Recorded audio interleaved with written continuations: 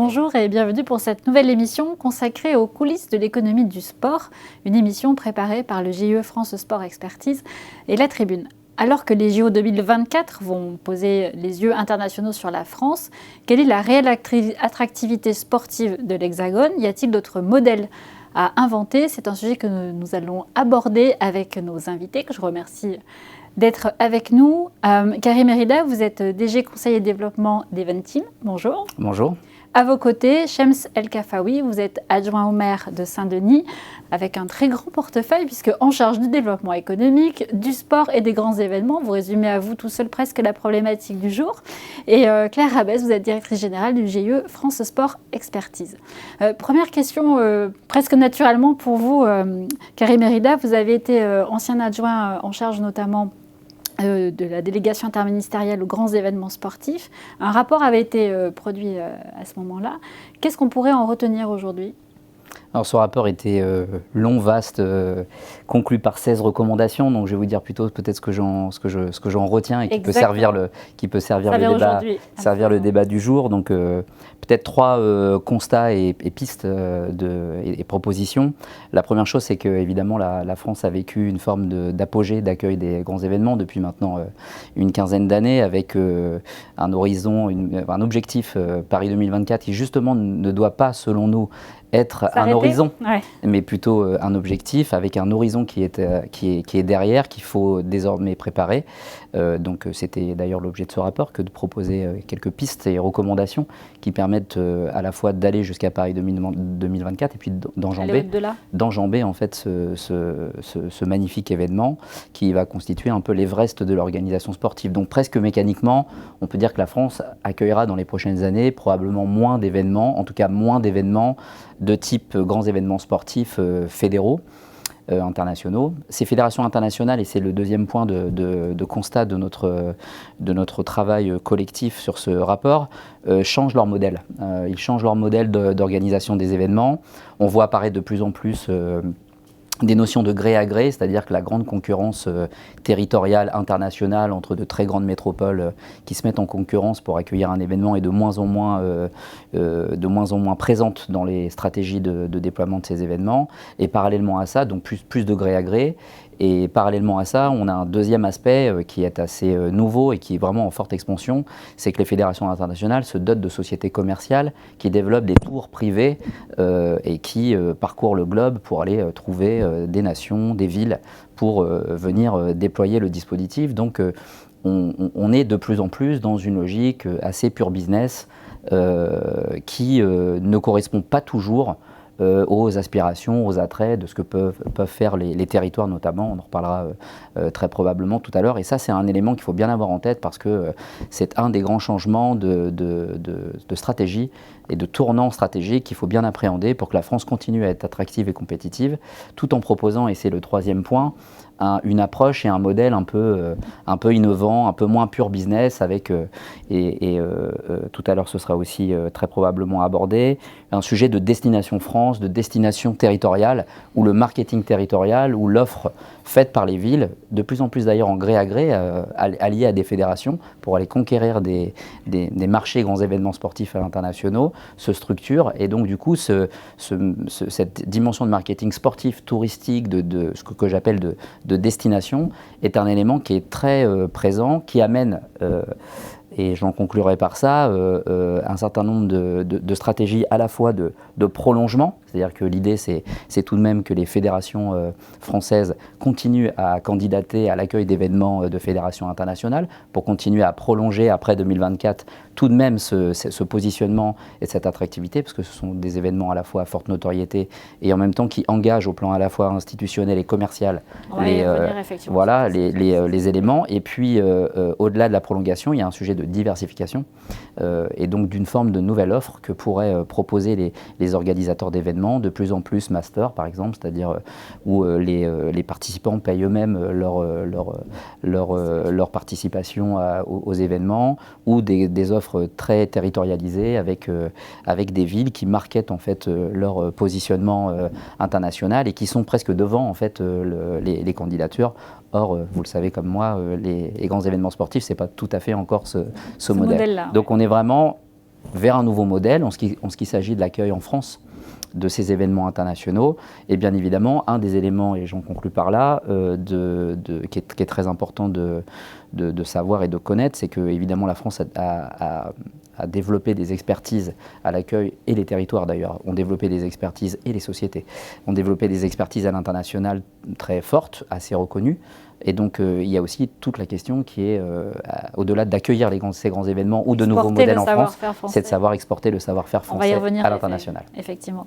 Une question du coup pour votre voisin. Quand vous entendez justement les villes sont aussi presque une locomotive et doivent pouvoir s'associer avec des organisateurs, c'est quelque chose que vous aimeriez développer? Ce nouveau modèle, ça vous parle? Écoutez, ce nouveau modèle, il est parfait pour nous dans le contexte. Parce qu'aujourd'hui, les Jeux olympiques et paralympiques, et juste avant la Coupe du monde de rugby, on va être quand même sur le territoire de la Seine-Saint-Denis, pleine commune, et surtout de la ville de Saint-Denis, donc avec 10 matchs de la Coupe du monde, un record. Et puis après, le village olympique, le Stade de France, tout ce qui va avec. Nous, aujourd'hui, le sujet qu'on a avec ce qui vient de dire, c'est que, historiquement, voilà, il y a une histoire au Stade de France, il y a une histoire à Saint-Denis. Aujourd'hui, quand le Stade de France est arrivé en 98, il a été utilisé comme un outil exogène. Il n'était pas à la disposition d'un certain développement, qui peut être un événement touristique, économique. Ce n'était pas du tout le sujet. D'ailleurs, on a toujours dit Stade de France à Paris. Quand il y a un événement, c'est Paris, Stade de France. Donc on a occulté les territoires. C'est-à-dire qu'on a continué dans une stratégie qui date des premières révolutions industrielles, c'était que la Seine-Saint-Denis et Saint-Denis étaient un territoire servant. C'est-à-dire que même la Seine, dans l'histoire de la Seine-Saint-Denis, a servi juste à transporter les marchandises et pas autre chose. C'est-à-dire qu'on est resté dans cette idée de territoire servant. Sauf que la vie a changé, le développement économique a changé, on n'est plus jeune territoire de France, un territoire extrêmement attractif, et qu'à partir de là, les collectivités doivent avoir tout leur rôle dans ces grands événements. Un autre exemple, aujourd'hui dans le consortium du Stade de France, la ville de Saint-Denis n'existe pas. Elle n'a même pas un siège consultatif. Pendant qu'on accueille l'événement chez nous, dans notre ville, et que ça bouleverse notre ville à chaque événement. Donc, les Jeux Olympiques vont permettre, entre autres, grâce au développement sans précédent de notre territoire, à la transformation urbaine qui se déroule. Et pourtant, j'habite à Pleyel, au plein cœur du réacteur. Donc, tout ça va changer les choses. Ça va changer un petit peu le rapport qu'on a avec la ville de Paris. La polarité va bouger. Et qu'à partir de là, nous, ce qu'on souhaite, c'est qu'on prenne en compte les orientations politiques qu'on a sur notre territoire. Aujourd'hui, quand un spectateur vient au Stade de France, je vais vous donner un exemple très concret, un match de rugby, un match de foot, le match est à 21h, et il va arriver à 20h20, à 20h15, ils arrivent à 10 000, 15 000, 20 000 en même temps, donc des problèmes dans l'espace public, on l'a connu avec la Champions League, des espaces publics qui ne sont pas calibrés pour avoir autant de gens, ils sont dans le stade, et regardent leur match, et ils repartent tout de suite, parce que ça ne les intéresse pas de rester dans notre territoire, parce que notre territoire n'avait pas les outils pour les accueillir, ni les nuitées d'hôtel, ni un peu d'entertainment, ni rien finalement, autour. Tout ce qui va autour de la Exactement. Et un des gros enjeux qu'on va avoir dans les années à venir, c'est de développer notre territoire pour qu'on puisse être une terre d'accueil et qu'on puisse avoir un développement économique, un développement de nos entreprises, un développement de tout ce qui ramène de la richesse au territoire. C'est pour ça qu'actuellement, le président de Pleine Commune, Mathieu Hanotin, entre autres, s'est passé il y a quelques jours en conseil de territoire, on a décidé de changer aussi la stratégie d'implantation et qu'aujourd'hui on est moins dans les bureaux, parce qu'on était quand même très connu pour avoir beaucoup de bureaux, et qu'aujourd'hui on prend une direction hôtellerie, je vous l'ai dit tout à l'heure, entertainment et tout ce qui va avec, parce qu'on veut que les gens se stabilisent chez nous, on veut que les gens aient une expérience stade. Aujourd'hui, quand vous venez au Stade de France, il n'y a pas d'expérience stade. On ne vient pas que pour le match qu'on vient voir. Ou le Exactement. Nous, on veut que quand les gens ils sortent du métro, bientôt de la gare de Pleyel, qui va être la plus grande gare du Paris Express, avec 200 000 voyageurs jour, quand tu vas sortir de là, on veut que dès qu'ils sortent du métro, du RER A, du RER B, ils soient dans l'expérience stade. Et l'expérience stade, elle commence dès que tu sors du métro. Donc avec tout un tas de choses qui va rendre fière la ville d'accueillir le monde et va rendre aussi un service à tous ces spectateurs qui seront aussi contents. Parce que la Seine-Saint-Denis et Saint-Denis, c'est pas la Seine-Saint-Denis d'il y a 20 ans. Voilà. Mais je crois que ce que vous exprimez, c'est aussi la durabilité du modèle, c'est-à-dire comment on met vraiment tous les acteurs autour de la table pour que justement, comme le disait Karim, vous puissiez développer votre modèle propre de marketing territorial et d'exister à travers ce modèle pour donner le meilleur service aux spectateurs et du coup s'inscrire dans la durée et la responsabilité de ces événements. Effectivement. Oui, pardon. Non, mais je crois que ce que je voulais dire, c'était qu'effectivement, les entreprises ont un rôle majeur à jouer dans ce circuit parce que, évidemment, ils sont aussi au niveau du conseil, du département, de la ville, donc sur toute la chaîne de valeur, du conseil jusqu'à la livraison de ces événements. Puisque c'est elles qui vont, avec passer l'offre le de service aussi, exactement. L'offre de service, la sécurité, l'ensemble en fait de ces prestations, elles se font ensuite avec des acteurs privés. Et c'est là où on doit tirer l'héritage effectivement de ces événements qui ont lieu chez nous, c'est d'avoir des standards de qualité et des standards techniques qui valorisent aujourd'hui le savoir-faire des entreprises françaises. On va avoir effectivement les plus grands événements mondiaux sur notre sol et on doit être capable de capitaliser sur cette expertise qu'on aura évidemment sur les plus grands événements. C'est exactement ça. Et aujourd'hui, les collectivités, parce qu'il ne faut pas non plus qu'on se donne un rôle qu'on n'a pas. C'est-à-dire que c'est ça, il faut être au juste milieu. C'est-à-dire que nous, les collectivités, les politiques donnent des orientations, comme dans toutes les collectivités, et puis au niveau administratif, ils vont travailler les dossiers. Sauf qu'aujourd'hui, je pense que la séquence malheureuse de la Champions League, et puis les grands enjeux qui arrivent, vont accélérer et renforcer le lien entre public et privé. Et je pense que ça va être une des clés sur les années à venir, c'est comment on va travailler au niveau public avec des agences, avec des entreprises, on a quand même un savoir-faire français reconnu internationalement, avec des entreprises, des fleurons qui savent faire beaucoup de choses. Et aujourd'hui, il y a un manque de connexion justement entre le public et le privé, parce que le public n'était pas assez présent dans l'organisation des événements, ils étaient consultés par obligation, voilà, mais il n'était pas partie prenante. C'était ça le sujet. Ce que j'entends, c'est que la stratégie doit être partagée le plus tôt possible. C'est-à-dire le politique, il donne une orientation, effectivement, comme vous le disiez, une volonté, et avec à côté, et pas forcément après, mais à côté des entreprises qui conseillent le plus tôt possible pour que ce soit une réussite. Et parce que finalement, ce que j'entends aussi dans ce que vous dites depuis le début, c'est qu'il y a aussi le côté acceptation sociale. Quand vous voyez 20 000 personnes débarquer sur un territoire, ça peut aussi être troublant pour ceux qui y habitent. Il faut aussi pouvoir faire en sorte que tout le monde puisse bénéficier, avoir le bénéfice de l'événement, pas seulement le spectateur qui vient voir le match de Après, foot, nous, c'est un contexte particulier. Je pense que ça vaut pour tous les territoires. Ça vaut pour tous les territoires, mais après, le Stade de France, il date de 98, et un stade de cette dimension au cœur de ville, je pense que dans les années à venir, il y en aura de moins en moins, parce que ça pose quand même des vrais problèmes techniques et d'acceptabilité. Maintenant, nous, le Stade de France, il est là. Il ne va pas disparaître. On va être au niveau européen, d'après ce qu'on regarde, et limite au niveau mondial, avec le CAO, qui va être un outil exceptionnel que la métropole est maître d'œuvre sur le sujet, avec de l'autre côté le Stade de France, le pont. Tout ça va nous donner un complexe sportif sans précédent. Maintenant, ce complexe sportif, il est en cœur de ville. On va pas le transformer. Donc, c'est comment le cœur de... Qu'est-ce qu'on en fait? Comment on l'anime? Comment on le travaille? Comment, justement, rendre que c'est un corps de ville un avantage et pas un inconvénient. Parce que c'est un sacré avantage d'être en cœur de ville. Mais encore qu'il faut le travailler avec des spécialistes de tous les domaines. Et surtout sur la diversification aussi des événements, comme parlait Karim. On a un grand sujet, on est reconnu sur les hospitalités justement en France. Et ça, c'est une des expertises que Eventim exactement. Bien sûr. Donc, ça fait partie finalement de cette stratégie de faire en sorte que ce soit accepté et rendre l'événement avec une autre dimension. L'acceptabilité, c'est la participation des habitants à l'événement, c'est le prix des billets. C'est un élément d'acceptabilité. C'est le positionnement des offres, notamment des offres d'hospitalité. Quand vous faites venir du monde entier sur un territoire où vous déplacez de France à l'international, comme on a pu le faire sur les Jeux Olympiques, 30 ou 40 000 personnes, cette dimension d'attractivité, de rayonnement, d'interaction entre des pays et la France, des populations et la France, la dimension interculturelle. Tout ça, ce sont des éléments qui sont extrêmement liés. Là où l'accueil des événements se bâtissait les uns à côté des autres, le public à côté du privé, le public territorial à côté du privé, à côté de l'État, maintenant ça va être les uns avec les autres. Et c'est ça le modèle du gré à gré. c'est que je reviens aux Ouais. éléments. Le modèle du gré à gré, c'est ça. C'est d'emmener en fait une logique de marketing territorial qui puisse parler au national et à l'international, de faire parler les compétences des équipes d'agences privées avec les compétences territoriales. Maintenant, elles sont nombreuses, hein. Il y a beaucoup de territoires en France qui ont accueilli des événements.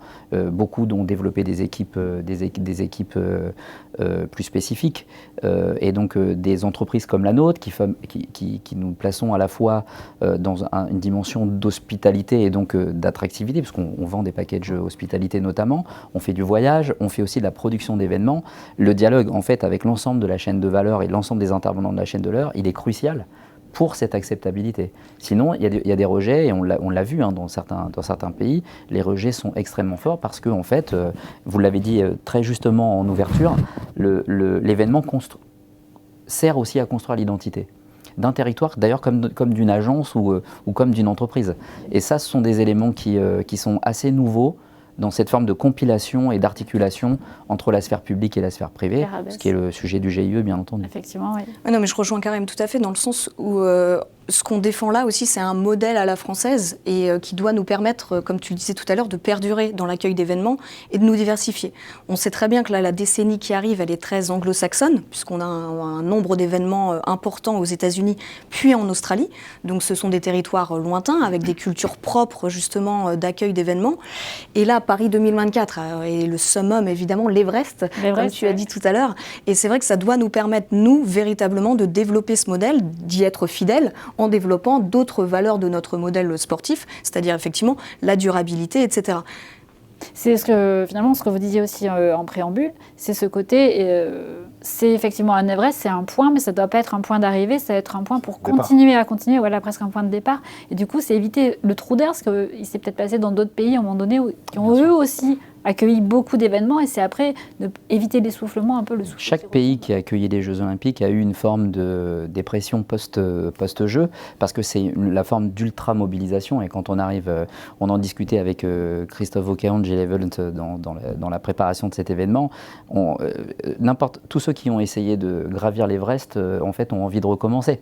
Et donc, même de s'attaquer à des montagnes un peu plus petites. Mais c'est ça l'héritage, et c'est ce qu'il faut développer. C'est de dire que cet apogée, encore une fois, est un objectif, mais pas du tout un horizon, et qu'il faut développer des structures conjointes avec l'État.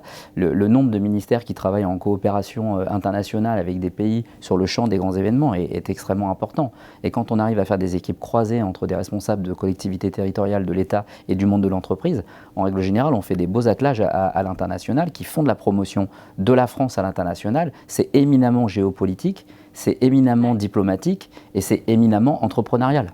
Bien sûr. James El-Khafaoui, ça vous évoque Nous, ça m'évoque de me dire qu'on a bien, pour vous, on a bien raison. Ah ouais, c'est mon sujet prioritaire avec l'équipe municipale. Nous, aujourd'hui, la stratégie, c'est de se dire exactement ce qu'on vient de dire. Il ne faut pas que les Jeux Olympiques, ce soit la finalité. Voilà. Pour nous, c'est le départ. C'est le départ d'une nouvelle histoire pour la ville, une nouvelle histoire pour le territoire. C'est-à-dire qu'on compte justement sur toute cette transformation urbaine, sur la réussite de cet événement, pour que, en termes d'image, parce qu'on ne va pas tourner autour du pot, il y a un sujet d'image, mais cette image, elle est souvent, ou presque tout le temps, liée au manque d'attractivité. C'est-à-dire qu'aujourd'hui, venir à Saint-Denis voir un match, c'est plus angoissant que sympa, parce qu'il y a plus de gendarmes mobiles que de stewards qui t'accueillent. Tu sors de la gare, il n'y a personne qui te parle. Voilà, tu vois juste des gendarmes mobiles. Et ça, moi, je le comprends. Moi, j'ai eu la chance de faire plein de stades dans le monde. Quand je sors du stade, je ne vois pas un gendarme mobile dans d'autres pays. Voilà, j'en vois qu'au Stade de France. Donc il y a un sujet aussi. Et ça va être... on n'en a pas parlé, mais moi, je suis le seul politique là, donc moi, je peux le faire. C'est qu'il y a un sujet aussi sécuritaire. C'est-à-dire que la France, on a tous été traumatisés par les attentats. Voilà, c'était quand même une période très difficile pour notre pays. Sauf qu'aujourd'hui, il faut qu'on fasse aussi attention à, comme je disais tout à l'heure, trouver l'équilibre, le juste milieu. C'est-à-dire qu'aujourd'hui, on a certaines réunions où on nous explique que boire une bière, c'est pas bon pour la santé, pour la Coupe du Monde de rugby. J'en parlais hier avec le directeur du GIP, justement, de la Coupe du Monde. Donc voilà, des choses comme ça qui sont complètement déconnectées, où aujourd'hui, il y a un sujet sécuritaire, un sujet grand événement et un sujet animation, attractivité. Et dans ce triangle-là, en tout cas, nous, ce qu'on va essayer de faire à Saint-Denis, c'est de montrer qu'on peut venir à Saint-Denis, on peut venir en Seine-Saint-Denis dans les années à venir avec toutes les transformations urbaines qu'on est en train de mener et que les gens vont être bien, les gens vont être heureux et vont passer un bon moment. parce que, qu'on le veuille ou non, l'avenir est en Seine-Saint-Denis. Et je suis obligé de le dire, c'est pas parce que je suis élu de Seine-Saint-Denis, mais c'est comme ça, la démographie est comme ça. L'avenir est chez nous. J'espère bien, puisque je suis de Seine-Saint-Denis, alors j'espère bien que le futur est chez nous. Moi, je vois deux choses dans ce que vous dites, effectivement. D'abord, effectivement, la capacité d'innovation des entreprises, puisque pour répondre aux services que vous demandez, que ce soit dans les hospitalités, comme on en parlait, ou même dans la sécurité, et même si parfois l'actualité peut faire mentir, mais c'est quand même un modèle aussi à part, et qu'on a réussi justement à faire durer dans les plus grands événements sportifs internationaux. L'Euro 2016, les fan zones la France a réussi à mettre en avant, on est une destination aussi grâce à ça. Et peut-être que la deuxième chose, et c'est là où nous on a un grand enjeu et un grand défi pour le coup, c'est l'héritage économique, autant pour les entreprises que dans les territoires, c'est-à-dire tous les emplois qui se créent, toute l'innovation qui est développée, il faut qu'elle trouve des débouchés par la suite. Justement, elles aussi, pas une fois que l'événement est fini, il faut... Exactement. Ce sont des compétences qui restent et il faut savoir pouvoir les... Exactement. Aujourd'hui, nos entreprises, elles investissent, comme je disais, dans l'innovation. Elles forment, effectivement. Donc, on va avoir aussi un contingent RH post-événement, puisque ce sont les plus grands événements sur lesquels il faut qu'on capitalise. Et tout à l'heure, on en parlait également, il faut cette génération de Français qui va infuser dans chaque grand événement sportif international, chaque fédération aussi internationale, et on prenait cet exemple-là des Grecs avec Athènes et les Jeux d'Athènes. Et là, on aura effectivement réussi quelque chose, autant pour les fédérations et le mouvement sportif, que pour les collectivités, effectivement, qui vont rester attractives parce que ces gens-là vont connaître la destination France, que pour nous, entreprises, où nos services vont être tout à fait identifiés et vus comme de haute qualité. Donc, ça veut dire finalement, on parle beaucoup d'attractivité territoriale, de destination, mais il y a aussi l'attractivité des talents qui peuvent aller peut-être sur d'autres pays qui vont eux aussi accueillir des grands événements. Ça aussi, l'attractivité de l'entreprise à l'export finalement. C'est aussi l'attractivité de la France finalement, un savoir-faire qui se vend. C'est l'influence de la France à l'international. On est dans la géopolitique et même dans le monde de l'entreprise, évidemment, que les grands représentants des entreprises du CAC 40 et d'autres qui ont pris des marchés à l'international vont prendre des marchés internationaux, sont des vecteurs d'influence de la France et de ce qu'il y a derrière, la traîne de culture, d'état d'esprit, d'innovation qui va derrière. Mais est-ce que la France est reconnue pour ce savoir-faire ou il faut encore pousser pour se faire mieux reconnaître ? C'est fragile. C'est fragile, ça reste toujours fragile, mais la France quand même a... J'ai eu une expérience là que je veux partager avec vous. Il y a une semaine, on a fait avec la Solidéo, donc le maître d'ouvrage du village olympique, on a accueilli, je crois, 11 ou 12 ambassadeurs. Donc, et pas des moindres, des grands pays européens, des pays anglo-saxons. Ils ont visité le village olympique. Voilà. Bon, bien évidemment... ils étaient époustouflés par la qualité du chantier, parce que c'était le fleuron des entreprises françaises du bâtiment qui travaillaient, mais pas que. Ils étaient aussi extrêmement étonnés, et vraiment, ils étaient heureux de voir comment on a réussi aussi à travailler avec des petites entreprises, des startups, certaines fois, de l'emploi et de l'insertion, parce que c'est un sujet, l'emploi et l'insertion, c'est notre modèle. Comment faire de l'insertion, comment, dans l'acceptabilité, faire travailler les gens du territoire, ou comment développer de nouvelles filières. Donc là, nous, sur Saint-Denis, on a développé de la cybersécurité, on a développé des pilotes de drones spécifiques pour les stades et pour des choses que c'est des entreprises françaises reconnues et connues, petites, moyennes, grandes, mais qui nous ont apporté cette plus-value. C'est pour ça que tout à l'heure, je vous disais que le partenariat public-privé, ça va être aussi un enjeu, parce que nous, sur les questions d'emploi et d'insertion, on travaille beaucoup avec des entreprises privées et ils nous ramènent beaucoup d'énergie, beaucoup de nouvelles idées, et souvent quand on les montre à l'international, où on nous demande de les présenter. Là, donc bientôt je vais aller les présenter en Espagne sur comment on a fonctionné. J'ai l'Argentine qui nous a contactés parce que l'ambassadeur est venu. Et voilà, il y a plein de pays qui sont étonnés par notre ingénierie pour trouver des solutions dans l'emploi, dans l'insertion, sur les services. Sur les services, pendant les Jeux Olympiques, on va avoir un nombre d'emplois sans précédent pour accueillir les gens, dans l'hôtellerie, dans tout ça. Comment on prépare... Là, on est en 2022, on est en train de préparer des gens pour 25-26. C'est-à-dire qu'on a conceptualisé toute une démarche pour se dire qu'après les JO, il va y avoir d'autres événements. Saint-Denis, par exemple, et la Seine-Saint-Denis, candidate à capitale européenne de la culture. Donc, on veut aussi continuer l'histoire pour finir notre développement. Donc voilà, et ça, on se fait aussi accompagner. C'est-à-dire qu'il faut... Tout à l'heure, je parle de ça parce que je sais qu'il y a eu certaines fois des freins dans certaines collectivités. Il y a eu des C'est pas toujours bien vu de voir le public et le privé. Et aujourd'hui, le public et le privé qui travaillent ensemble sur tous les sujets, souvent quand à la genèse du projet, ils sont ensemble et à la fin, on a tous le même objectif, être fiers de notre pays et que, en fin de compte, les gens de l'extérieur, les touristes, le monde entier nous regardent d'une manière positive et qu'on vende notre pays, je pense qu'il n'y a pas de sujet.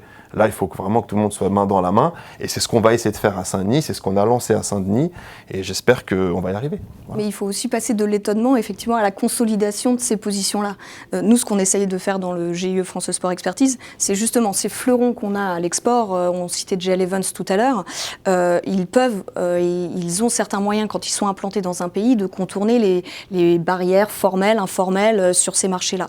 Effectivement, aujourd'hui, ce qui est intéressant dans leur démarche, c'est de vouloir créer une émulation avec les plus petites entreprises qui ont des expertises parfois beaucoup plus précises, plus fines, et qui vont compléter en fait cette offre de service-là.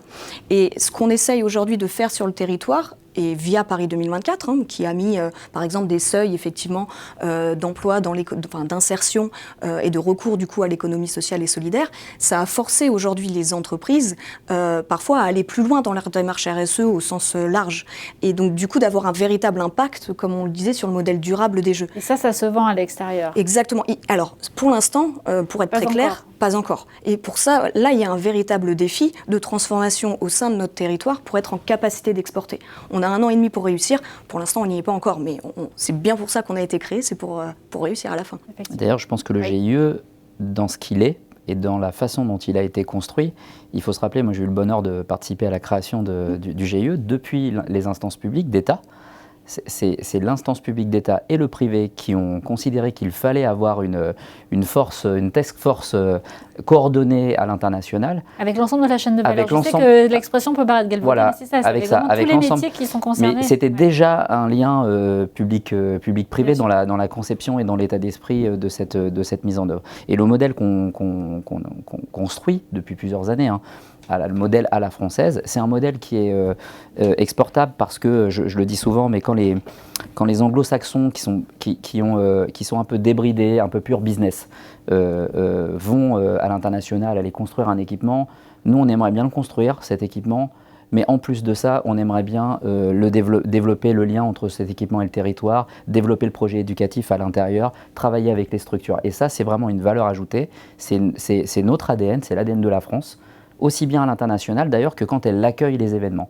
Et quand la France accueille ces événements, c'est vu, je reviens à mon introduction sur les nouveaux modèles des fédérations internationales où de plus en plus des structures pure business veulent venir sur le territoire et finalement être dans une logique un peu souvent nuée de sauterelles, c'est-à-dire ils arrivent sur un territoire et puis ensuite ils en repartent sans vraiment qu'il y ait d'identité. Ils trouvent quand même à la fin, malgré les difficultés, ils voient qu'il y a des syndicats, ils voient qu'il y a des sujets administratifs, etc. Mais malgré ça, en fait, ils sortent avec un modèle amplifié. Leur modèle est amplifié et ça, souvent, ils ne l'ont pas pris en compte en arrivant. Ils ont vu une partie des difficultés, mais à la fin, très souvent aussi, ils trouvent que ce modèle, dans le lien qui est construit avec ce qu'on appelle la fan expérience, ça aussi c'est de l'acceptabilité, c'est une certaine réussite aussi des événements. Et ce modèle-là, il est important pour la France et pour les structures comme nous. Quand Eventim va faire un développement d'hospitalité à l'international, il emmène avec lui un bout de France, un bout de la France, un bout de la gastronomie française, un bout des savoir-faire. Et ça, c'est des éléments qui sont extrêmement importants. Et le fait que ça soit coordonné maintenant par une structure qui permette justement de faire cette capitalisation. On a été nuls en capitalisation. On a une nuée d'événements dans lesquels et ça a été très compliqué de capitaliser parce que voilà, les gens partent, les structures sont court-termistes. Excusez-moi, mais c'est un peu c'est quand même très français ça de. On a tendance un peu à tout reconstruire. Seul, ouais. Ceci dit, moi je ne veux pas qu'on soit dans une forme d'auto-flagellation. Il y a des choses qu'on fait vraiment très bien. Cette capitalisation, on l'a fait moins bien à un moment. Elle devient de plus en plus structurée, sérieuse, et elle va servir. Voilà, elle devient vraiment de plus en plus réelle. Et c'est du retour d'expérience. Exactement, parce que sur l'export, on le voit aujourd'hui, nous on travaille avec l'INSEP, donc vraiment le centre de formation des sportifs de haut niveau, les fédérations. On se parle vraiment de plus en plus pour que, comme le disait Karim, quand on va créer une infrastructure, on arrive aussi justement en groupe et c'est pas une seule entreprise qui arrive tout esselée sur un marché. On arrive vraiment avec un savoir-faire plus global et c'est un modèle durable effectivement, C'est un modèle qu'il faut qu'on continue à vendre très concrètement et à influencer justement dans toutes les instances internationales qu'il faut, puisque sinon, effectivement, si on se mue pas un peu en anglo-saxon de temps en temps, on passe aussi à côté de notre objectif. Très bien, merci à tous les trois, c'est un sujet passionnant. On verra si la France réussit à imposer son modèle à l'international. Merci. Merci à vous. Merci à vous.